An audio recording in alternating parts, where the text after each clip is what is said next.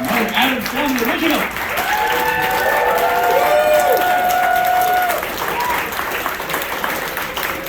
Let's grab a minute for you. So, talk to me a bit about your process, because with this skeleton crew, I think last time you told me two of you were in the scene, the other one was running the camera. Have you evolved past that model? Are you still kind of making films that same way? Talk to me about your process and if it's anything approaching traditional filmmaking. That was too tough for you, Z? Okay, we were gonna change our process. After the DPU dig, we really had some we were gonna scale up the production a little bit, and right when we were filming the hanging scene right at the beginning of the movie where there's lots of people, COVID hit, and the story that we had, we ripped the meat right off and we had the skeleton, and we decided, hey, this will be a great opportunity for us to just hone our skills as the three of us, and a tripod. Nice. And Zelda said, no, fuck that, we're getting a, what was it called? Yeah, so we upgraded our equipment a little bit. We got a 4K camera, Canon 5D Mark what? Something. Mark something. We also got a drone and a Ronin so that we could have some Steadicam shots, and a micro camera, or a micro lens, which is really fun to work with. Nice. And as opposed to the last film, Lulu, your other daughter, was able to join on this one, and she plays the neighbor, or the sort of the trespassing neighbor. And so was it cool to be reunited with her again? Talk to me about her, what she brought to the project.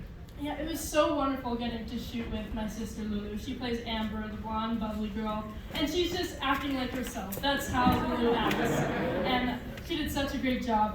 We really wanted to have her in that character because we wanted to bring some fun and liveliness into the movie, because there is some darkness going on, so it's a good little balance right there. And it's actually really funny because she was living on the opposite side of America. When we were shooting, we live in New York and she lives in Portland. But as I said kind of before, we were traveling around in an RV, and we traveled all the way to Portland, but we were taking COVID pretty seriously, so a lot of times when we're in a shot together, we're actually social distancing. So if you watch it a second time, you can see we're 6 feet apart, but yeah. Yeah, the line when she says, I can't get close to people, and Lulu's like, none of us can. That was all kind of ad-lib, and then she gets up, and she was super serious about COVID. She picked the chair up and moved, and the whole thing was really great because it was hard not to laugh. But so this was pre-vaccine then, that you're filming? Oh, yeah. Yeah. So talk to me a little bit about the world building of it, because you created a whole mythology of what these things are, and I thought it was such a smart move to have her be this sarcastic thing to the park ranger, where you literally just explain what a Hellbender is. You're literally telling the truth to the guy. But talk to me about how you arrived at sort of that mythology. Yeah, we had a lot of fun just creating our own mythology of what this Hellbender was. I mean, it started, we actually have our band Hellbender, and so that came before anything. We just loved the sound of it, and it sounded kind of irreverent, and we don't like to follow too many rules. And then we started making videos. And then we were like, well, let's explore that in a movie and really take a deep dive into what the hell this is. And we started researching really powerful, cool, bloody women and baby eaters. And of course, the minute you start studying Lilith and Eve, it gets to evil women and sex, and they're just bad. Yes! I mean, that sounds good for us. But we removed the sex part. So yeah, we just.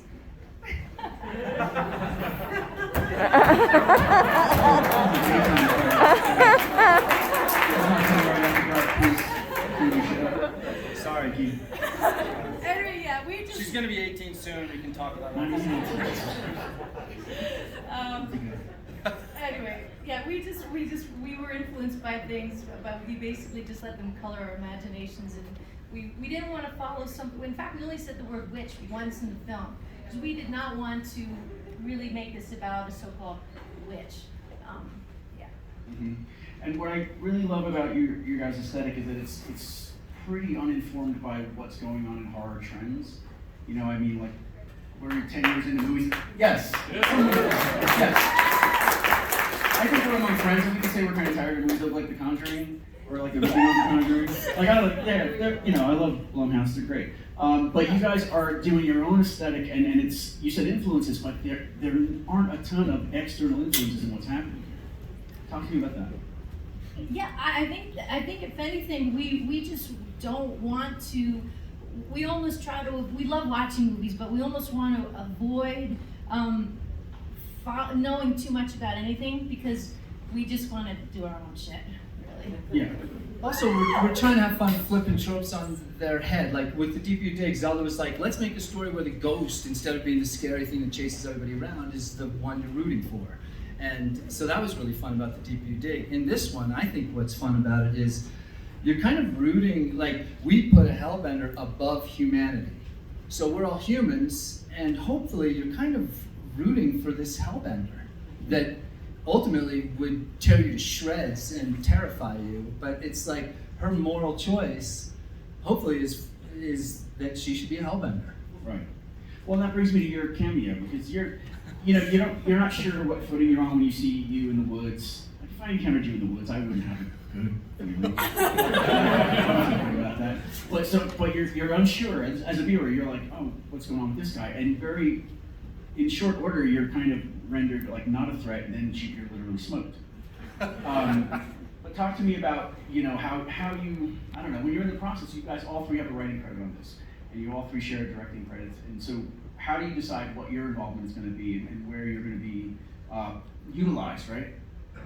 So great question. The simple answer is, from the Deep You Dig, we read our reviews, and we noticed a lot of reviewers and audience members saying, oh, I liked it, but I would really have loved to have seen the daughter and the mother's relationship developed. We were like, How did you deal with that personally, John? I loved it. I was like, cool, let's kill me in like a minute, and then you guys can act, and I can stand behind the camera. And I loved that, and I thought these two really were wonderful. Yeah, it was really fun. Well, you're bringing up my next point, which is that if you've seen Deeper You Dig, this feels like a spiritual sequel, because you guys are still you. Like from film to film, you have different names and it's a different story, but it's still Toby and Zelda and your guys' relationship. Is that something that was conscious, or is that just inherent in the fact that you guys are actually a mother and daughter and doing stuff together? But it was almost like revisiting those characters for me. Yeah, we definitely just really wanted to develop that mother-daughter relationship far more than we did in the Deeper You Dig. And we also just kind of wanted to show like badass women on screen, like in a band and cool mythology. Yeah. So yeah, we just thought it was really important to represent that, and who better to do it than an actual mother and daughter, I think. I know Toby wants to say something, but we love to make movies about families because we love being a family, and one of the fun things is to think of the stages that our family is in. When we made the Deeper You Dig, Zelda was still a young kid, and the fear of like any kind of damage, anything happening to that young kid is terrifying, so that's what we made a movie about. Now we're at a stage where she's a woman now, and she's moving on, and that's what this movie is about. And Toby can speak to that probably more, but we like to make movies about our family and then just pour blood all over it. Yeah, it's funny. I mean, a constant in our films is there's always something going on in our family life. Since our family life and our shooting life are one and the same, I mean, it's really just this symbiotic beast at this point.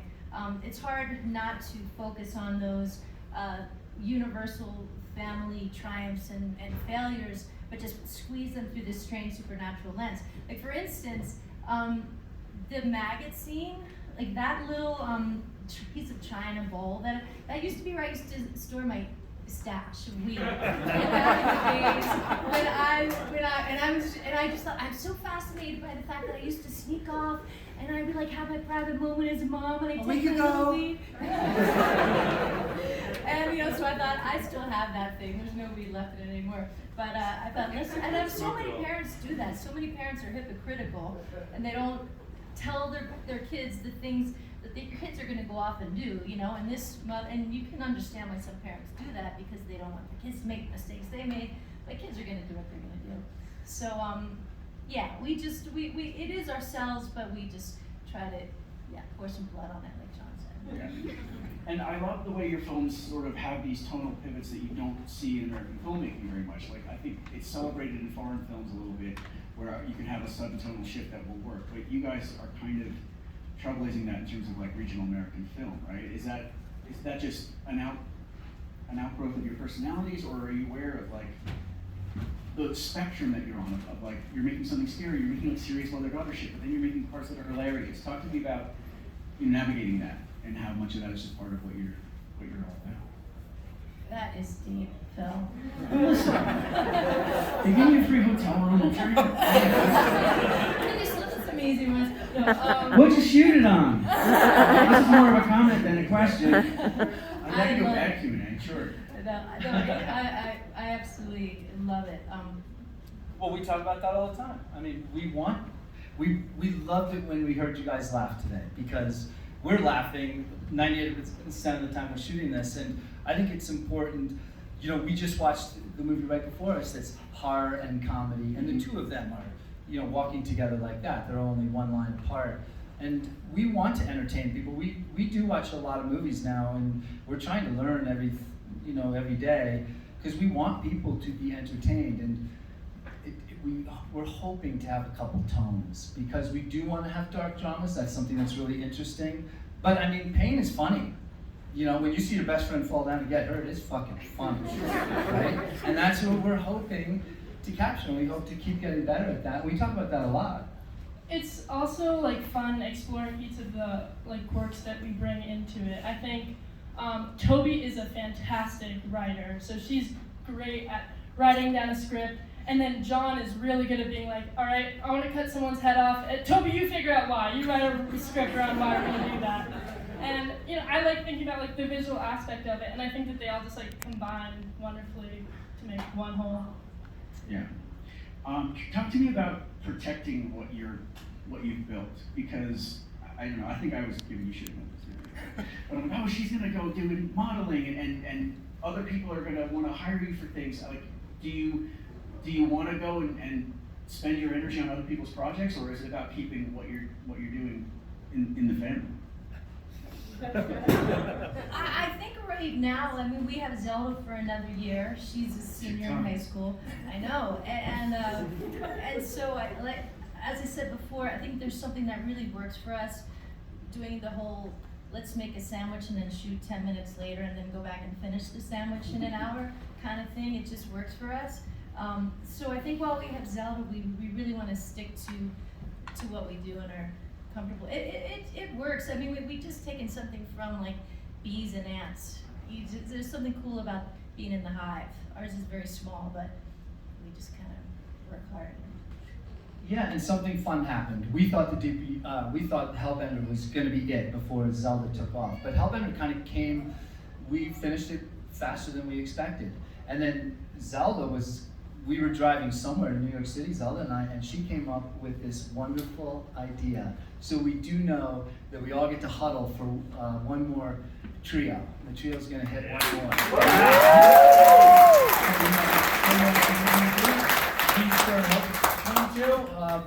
Remember, they did legalize weed. Listen, I need you to put the weed down. I need you to make that movie before she fucks off and stops talking to you after your followers. We are all counting on you for one more announcement. That is the most beautiful thing you can say, and the most beautiful thing you guys can do is to smile and enjoy this journey with us, because we love being together, and thank you. Yeah, I'm gonna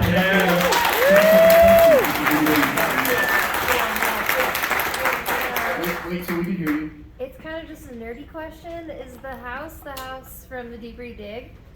It's funny because in the Deeper You Dig, the plan was, as a metaphor, it was going to be finished, and that was going to be when she took over my body, Right. the symbol of the house being done. But if any carpenters out there know that everything takes twice as long, so it's not finished.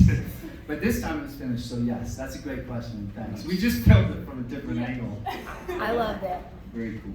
Who else?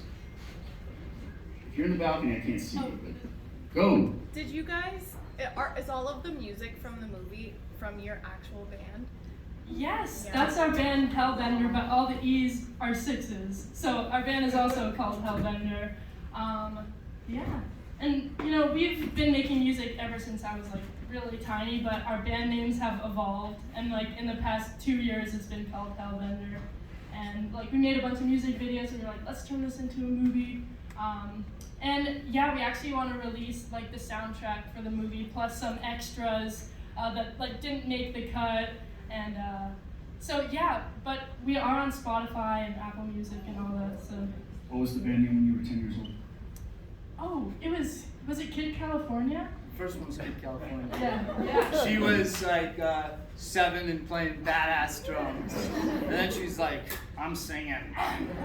Very good. Hellbender's better name. Yes. I like it better too. Just. Any more questions? I have one up here. Yes, sir. Congrats on your using the drone in a really interesting way in this film. It used to be just being like landscape work, but you did a really cool like top shot of the pool. Could you talk about how you integrated that into your filmmaking? Drones. Oh, thank you so much. So drones like were something that we'd never worked with before, and we talked to a couple people and they recommended the Mavic, and we were like, all right, let's do it. And we had to practice a lot because I didn't know how to use a drone at all. And John was like, you figure it out, Zelda, I don't know how to do it. And I was like, Day one is the shot where she's sitting on the cliff looking out through the binoculars. And she was one also operating the drone. So she had it parked out there, she's filming herself. And I'm like, all right. And then suddenly it starts beeping, and she's like, holy shit, I gotta get the drone in. And then suddenly the drone goes shooting way out in the distance. She's like, that doesn't seem like it's going back. And finally she crashes it into this tree that's sitting right next to her. And I grabbed it while those helicopters were spinning. And we saved the drone. And it's for sale if anybody wants to. All that was drone work.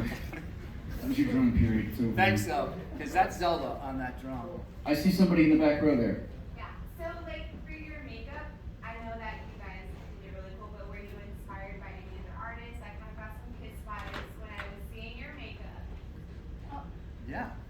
thank you. I don't know if you guys think that there's any inspiration, but I know that we wanted to like have some hidden symbolism in the makeup. Like in the beginning, you could either consider it like a teardrop, or you consider it like a rope, like from like the witch hanging. And then Toby has X's on her eyes in that one band scene, which could be like, oh, is she gonna die soon? Like, you know. Yeah, that's awesome. Toby speak. Yeah, that's interesting, because I was like, oh, I thought I put X's on my eyes because I just don't want to see what's ahead of me, you know. But that's cool that you can see it different ways. No, sometimes we just get lucky with shit. Who else we got here? How did you guys go about, did you have those sequences planned out before you shot, when the hand's on the book, and like the visual style for that, or was that kind of workshopping as you went along? We usually have a loose idea of what we want to do, and then that's really just a jumping off point. We knew we wanted to have the book as sort of to add another texture of education, the Hellbender education for Izzy, and in the way that also to show what the mother is hiding from her. And we also knew that would be a fun way for us to be experimental with the visuals. So the book was sort of this emblematic lodestar for us. We're like, let's and also a truth sayer, in the way that when you're a kid and let's say you find a Playboy in the attic and you're not ready to see what's there, but it's like a truth serum, you know, that's been hiding up there in the attic. The book was kind of like that for us. Also, that's such a fun question, because when we knew, because of our budget constraints, but we want to have fun and we wanted to have cool visuals, that when we hit the road, we talked a lot. We went to just beautiful natural landscapes, knowing that if a storm came through, we could capture it, and those kinds of things did happen. Like we were near hot springs where she disappeared in the fog.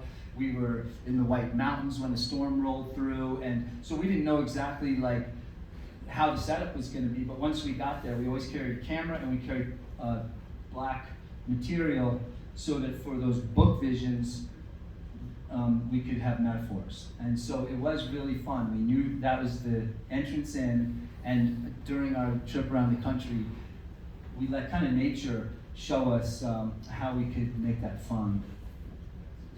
And with such a small crew, I'm guessing like principal photography and B-roll is just sort of like it's a little nebulous. You're just always ready to go. Absolutely. That's what's so fun about being three of us with the camera in the bag right here is a great cloud rolls by, you grab it. And later on when you're editing, you can put the cloud behind the witch and then add, the sunburst that you saw. Yes, it's so fun. Like right now, for our next movie, we've grabbed some buildings because it's going to be set in the 30s, and so we can start to build our world again. It's really fun to be able to work like that. So you're doing a period film next? Yes. And that sounds like a bigger project than three of you driving around in a RV. Well, it's the three of us driving around a Subaru, so that's smaller.